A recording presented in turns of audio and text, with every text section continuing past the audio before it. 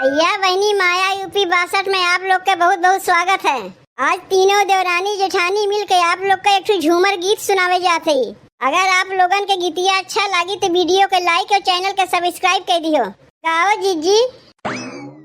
नमूना बुझालू ना, नमूना बुझालू ना,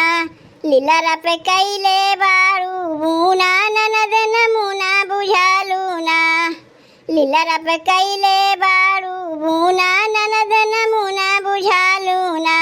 नमूना बुझालू ना, तू झुनझुना बुझालू ना, नमूना बुझालू ना, गाड़ी पलटी ना बुझालू ना, केकरा लगावा तारू चूना, ननद नमूना बुझालू ना, केकरा लगावा तारू चूना, ननद नमूना बुझालू ना, लीला रप कैले बारू बूना, ननद नमूना बुझालू ना, लीला रप कैले बारू बूना, ननद नमूना बुझालू ना। एगो सोनार दुई टीका ले आव, दूजा सोनार तोहे नथिया पहनाव, एगो सोनार दुई टीका ले आव, दूजा सोनार तोहे नथिया पहनाव, सोनार के देले बारू चुम्मा, ननद नमूना बुझालू ना, सोनार के देले बारू चुम्मा, ननद नमूना बुझालू ना,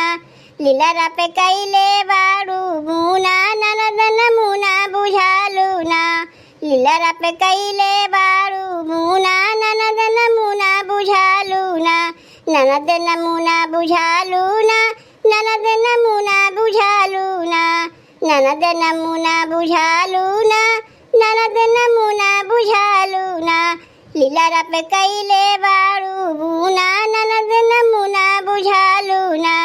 लीला रप कैले बारू बूना, ननद नमूना बुझालू ना। एगो बाजार दुई साड़ी ले आव, दूजा बाजार तोहे लहंगा पहिराव, एगो बाजार दुई साड़ी ले आव, दूजा बाजार तोहे लहंगा पहिराव, पूरा मोहल्ला के बारू झुनझुना, ननद नमूना बुझालू ना, पूरा मोहल्ला के बारू झुनझुना, ननद नमूना बुझालू ना, ननद नमूना बुझालू ना, ननद नमूना बुझालू ना, ननद नमूना बुझालू ना, ननद नमूना बुझालू ना, लीला रप कैले बारू बूना, ननद नमूना बुझालू ना, लीला रप कैले बारू बूना, ननद नमूना बुझालू ना। जालू बाजार तोहर यार बोलाव, दूजा यार तोहे पेड़ा खियाव, जालू बाजार तोहर यार बोलाव, दूजा यार तोहे पेड़ा खिलाव, काहे लगावा तारू सबके चूना, ननद नमूना बुझालू ना, काहे लगावा तारू सबके चूना, ननद नमूना बुझालू ना,